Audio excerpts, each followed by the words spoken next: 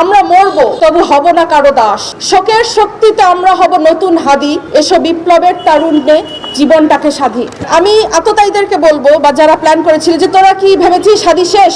No, একটা হাদিকে গুলি করছিস, 1,00,000 কোটি হাদি তৈরি হয়েছে। তোরা মনে করছিস ওসমান হাদি শেষ হয়ে গেছে? নো, ওসমান হাদি শেষ হয় নাই, ঘরে ঘরে লক্ষ কোটি হাদি তৈরি হয়েছে। বাসায় বুড়া বাবা মা অবুঝ সন্তান রেখে আসছি, হাদি শিখিয়ে দিয়ে গেছে। হাদি শিখিয়ে দিয়ে গেছে আল্লাহর জিম্মায় সংসার বাচ্চা কাচ্চা ফেলে রেখে এসে রাজপথে কিভাবে বসে থাকতে হয়, রাজপথে কিভাবে ল্যাটকা মেরে বসে থাকতে হয়, হাদি শিখিয়ে দিয়ে গেছে। যদি এমপি হইতে পারি ইনশাআল্লাহ, বাকি 299 জন এমপি প্রাণ বের করে ফেলবো।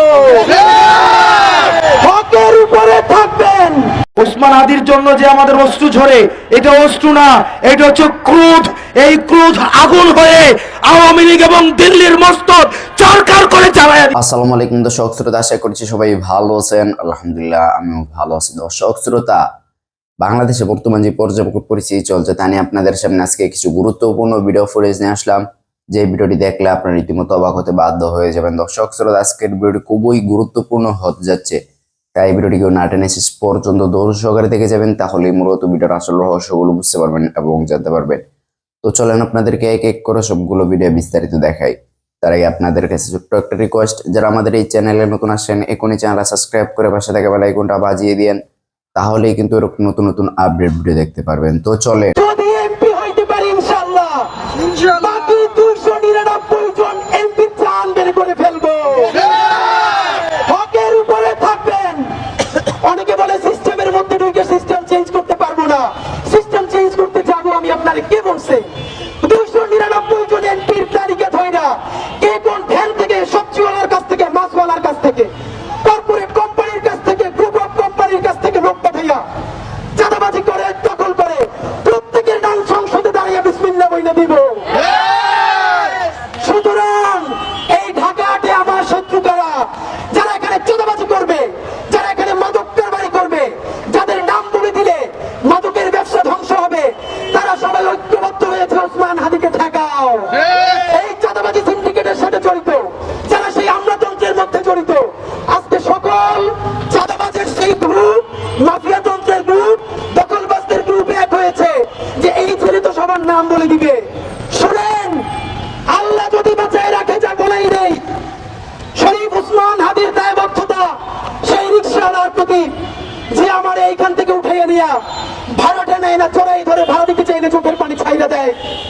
আমার দায়বদ্ধতা সেই চাওয়ালা শ্রমিকওয়ালা ভাই বোনদের প্রতি যে 50 টাকা 100 টাকা দিয়ে আজকে আমার র্যালি কইরা দেয়। আমার দায়বদ্ধতা বাংলাদেশের সেই সমস্ত লক্ষ কোটি আমার মা খালা যাদের সন্তানদেরকে বলে ওসমান ঢাকা বসে কি করে, তোরা যে ঢাকা ওর সাথে কাজ কর। যারা আমার জন্য জুমাবারে আমার যে মায়েরা রোজা রাখে, আমার যে মা খালারা রোজা রাখে, সন্তানকে আমার কাছে পাঠায়, বাড়ির 2-4 টাকা জমা আমাদের জন্য পাঠায়, ওসমান হাদির সংসদে কথা বলবে আমার সেই মা বোনদের জন্য, আমার খালাম্মাদের জন্য ইনশাআল্লাহ। আমরা মরবো তবু হব না কারো দাস। শোকের শক্তিতে আমরা হব নতুন হাদি, এসো বিপ্লবের তারুণ্যে জীবনটাকে সাধি। আমি আততায়ীদেরকে বলবো বা যারা প্ল্যান করেছিল যে তোরা কি ভেবেছিস হাদি শেষ? নো, একটা হাদিকে গুলি করছিস, 1,00,000 কোটি হাদি তৈরি হয়েছে। তোরা মনে করছিস ওসমান হাদি শেষ হয়ে গেছে? নো, ওসমান হাদি শেষ হয় নাই, ঘরে ঘরে লক্ষ কোটি হাদি তৈরি হয়েছে। আমাদের আরো কিছু আকুতবায় সৈনিক আছে, হাসনাত আছে, সার্জিস আছে, আসিফ আছে, ব্যারিস্টার আরমান আছে, ব্যারিস্টার ফুয়াদ আছে, ব্যারিস্টার শাহরিয়ার আছে। এদের একজনের গায়ে যেন আঁচ না লাগে। আমি তোমাদেরকে বলবো, হাসনাত, সার্জি, তোমরা আমাদের ছোট ভাই, তোমরা মনে করবা যে ড্যাম কেয়ার। নো, বাংলাদেশের জন্য তোমাদের লাগবে, তোমরা ড্যাম কেয়ার হতে পারবা না। তোমরা নিজেদের সেফটির ব্যাপারটা চিন্তা করবা, কারণ বাংলাদেশকে তোমাদেরকে লাগবে। তোরা কি ভেবেছিস হাদি শেষ? নো, একটা হাদিকে গুলি করছিস, 1,00,000 কোটি হাদি তৈরি হয়েছে। তোরা মনে করছিস ওসমান হাদি শেষ হয়ে গেছে? নো, ওসমান হাদি শেষ হয় নাই, ঘরে ঘরে লক্ষ কোটি হাদি তৈরি হয়েছে। গুলি লেগেছে হাদির আদর্শে, জুলাইয়ের মতাদর্শে। জুলাই শেষ হয় নাই, জুলাই সেদিন শেষ হবে যেদিন ভারতের আধিপত্যবাদ শেষ হবে আমাদের দেশের উপর থেকে, সেদিন জুলাই শেষ হবে। জুলাই শেষ হয়নি, জুলাই সেদিন পর্যন্ত শেষ হবে না। বাসায় বুড়া বাবা মা অবুঝ সন্তান রেখে আসছি, হাদি শিখিয়ে দিয়ে গেছে। হাদি শিখিয়ে দিয়ে গেছে যে আল্লাহর জিম্মায় সংসার বাচ্চা রেখে এসে রাজপথে কিভাবে বসে থাকতে হয়, রাজপথে কিভাবে ল্যাটকা মেরে বসে থাকতে হয় হাদি শিখিয়ে দিয়ে গেছে। হাদি আমাদেরকে স্ট্র্যাটেজি শিখিয়ে দিয়ে গেছে যে তোমরা কিভাবে রাজপথ দখল করবা, কিভাবে রাজপথ না ছাড়তে হয়, হাদি আমাদেরকে শিখিয়ে দিয়ে গেছে। ৭১-এর ১৬ই ডিসেম্বর আমরা বিজয় দিবস পালন করি। আজকে মনে হচ্ছে আমাদের বিজয় আসে নাই। আমাদের বিজয় সেই দিন আসবে যেই দিন আরোরা আমাদের কাছে আত্মসমর্পণ করবে, যেদিন ইন্ডিয়া আত্মসমর্পণ করবে, সেদিন আমাদের বিজয় আসবে। ততদিন পর্যন্ত আমাদের বিজয়ের জন্য আমরা লড়ে যেতে থাকবো, আমাদের জুলাই চলতে থাকবে। সরকারের কাছে আবেদন, এই গ্রামে গঞ্জে শহরে সবখানে 15 থেকে 45 বিবেচনা করবে 50 পর্যন্ত মানুষদেরকে সামরিক ট্রেনিং দিতে থাকো। কারণ যেই 100 আততায়ী ঢুকেছে বর্ডার দিয়ে, এই 100 আততায়ীকে আমাদেরকে মোকাবেলা করতে হবে। সেই আততায়ীদেরকে মোকাবেলা করার জন্য যে শকুন থাবা উঠিয়ে রেখেছে চারিদিক থেকে ইন্ডিয়া, সেই ইন্ডিয়াকে আমাদেরকে মোকাবেলা করার জন্য আমাদেরকে ঘরে ঘরে মা বোন ছেলে মেয়ে নির্বিশেষে ট্রেনিং দিতে হবে, কারণ আমাদেরকে এদেরকে মোকাবেলা করতে হবে। আমি ক্ষুদিরাম দেখি নাই, আমি আজাদ দেখি নাই, আমি হাদিকে দেখেছি। হাদি ছিল একটি বিপ্লব, বিপ্লবী নেতা কাকে বলে আমরা হাদিকে দেখে শিখেছি। নাওয়া খাওয়া সংসার বাচ্চা কাচ্চা ভুলে কিভাবে রাজপথ দখল করে থাকতে হয়, কিভাবে বলিষ্ঠ কণ্ঠস্বর, একটা আকুত ভয় কণ্ঠস্বর কিভাবে হয়, হাদিকে দেখেছি। আমি বলতাম হাদি হচ্ছে এই যুগের সাকা চৌধুরী। কোন ভাষা মানে না, ল্যাঙ্গুয়েজ মানে না, যেভাবে খুশি সে ভাষণ দিত। এখন তোদের বলতেছি যারা মেরেছিস, এখন কি মেয়ে মানুষের মুখ থেকে তোদের গালি শুনতে হবে? নে খা, দিব এখন তোদেরকে গালি। হাদি শিখিয়ে দিয়ে গেছে গালি কিভাবে দিতে হয়। পলিশড স্পিচ দিয়ে বিপ্লব হয় না, তোদের গালি দিয়ে তোদেরকে বন্ধ করতে হবে। তোরা হাদির গালি সহ্য করতে পারিস নাই, হাদিকে শেষ করে দিয়েছিস। এখন হাদির স্ট্র্যাটেজিতে আমাদের চলতে হবে, আমাদেরকে রাজপথ দখল করতে হবে। রাজপথ ছাড়ি নাই, জুলাই শেষ হয়নি, এটা বারবার বলছি।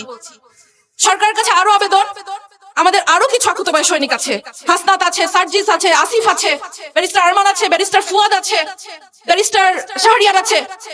এদের একজনের গায়ে যেন আঁচ না লাগে। আমি তোমাদেরকে বলবো, হাসনাত সার্জি তোমরা আমাদের ছোট ভাই, তোমরা মনে করবা যে ড্যাম কেয়ার, নো, বাংলাদেশের জন্য তোমাদের লাগবে, তোমরা ড্যাম কেয়ার হতে পারবা না। তোমরা নিজেদের সেফটির ব্যাপারটা চিন্তা করবা, কারণ বাংলাদেশকে তোমাদেরকে লাগবে। তোমরা নিজেদের ড্যাম কেয়ার ভাববা না। আল্লাহ হাদিকে নিয়ে গেছে, হাদি দেখিয়ে দিয়ে গেছে ড্যাম কেয়ার কাকে বলে। বাট প্লিজ বাংলাদেশের জন্য তোমরা ড্যাম কেয়ার থাকবা না। সরকারকে বলবো তোমরা এদের সেফটি সিকিউরিটি নিশ্চিত করবা। ওই মরে যাওয়ার পরে সারা পরিবারের আমি খেয়াল করব, বাচ্চার দখল করবো, নো, এটা যেন না হয়, এটা যেন রিপিট না হয়। সাদিক কায়েমের কথা বিশেষ করে বলবো, কারণ শিবির তো তোমাদের চোখের শুল, বাট সাদিক খান যেটা করে যাচ্ছে তোমরা বাকি অনেকেই সেটা করতে পারছো না। আমি সেটাই বলবো যে এই বিপ্লবীদের গায়ে যেন আঁচ না লাগে। যত শত আততায়ী ঢুকেছে এদেরকে এখনই বের করে শেষ করো। একটা আততায়ী যেন তার গুলি উঁচু করতে ধরে না পারে। সবাইকে ধন্যবাদ। আমাদের হাদি ভাইয়ের খুনের বিচার চাওয়ার জন্য আমরা বহুবার দাঁড়িয়েছিলাম রাজপথে। সেই আবরার ফাহাদ, তারপর আমাদের 2000 শহীদ জুলাই মাসে, আমাদের বুকের রক্তের ক্ষত এখনো আছে, দাগ এখনো শুকায়নি।